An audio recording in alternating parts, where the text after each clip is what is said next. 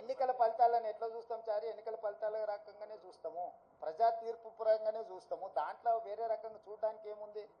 ప్రజలు తీర్పు ఇచ్చిండ్రు, ఆ తీర్పును జగన్మోహన్ రెడ్డి గారు నేను స్వాగతిస్తున్నా అన్నాడు, చంద్రబాబు నాయుడు గారు నేను స్వాగతిస్తున్నా అన్నాడు. ఇక వాళ్ళిద్దరు స్వాగతించిన తర్వాత మియా బీవీకి రాజీ హోయేతో కాశీ కా క్యా ఇస్మే?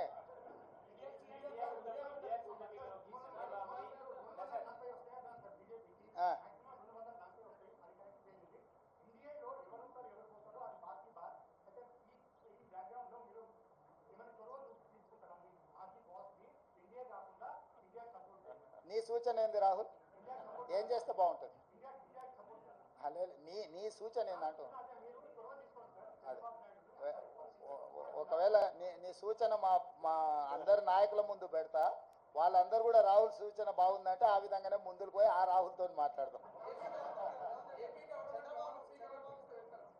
ఏ ప్రభుత్వమైనా ఏర్పడినప్పుడు, ఆహ్వానించినప్పుడు పార్టీలో చర్చించి నిర్ణయం తీసుకుంటాం.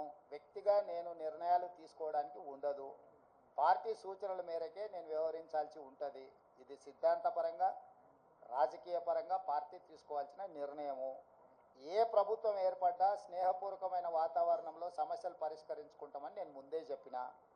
ఈరోజు కూడా నేను ఆ మాటకు ఉన్నా. ఆంధ్రప్రదేశ్లో ఏ ప్రభుత్వం ఏర్పడ్డా ఆ ప్రభుత్వంతో సంప్రదింపులు చేపట్టి రాష్ట్ర సమస్యల్ని శాశ్వతంగా పరిష్కరించుకుంటాము. ఉమ్మడి క్యాపిటల్ చట్టపరంగానే సమస్య పరిష్కారం అయిపోయింది.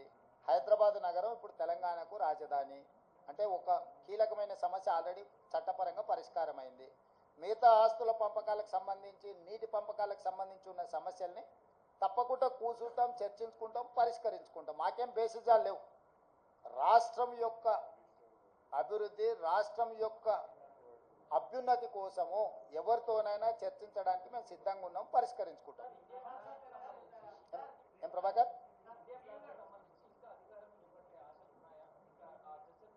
నాకు తెలియదు, నేను ఢిల్లీకి వెళ్ళలేదు. ఇండియా కూటమి ఢిల్లీలో చర్చలు చేస్తారు. మన వాళ్ళు ఎవరైనా ఉంటే అక్కడికి ప్రశ్న అడగమను.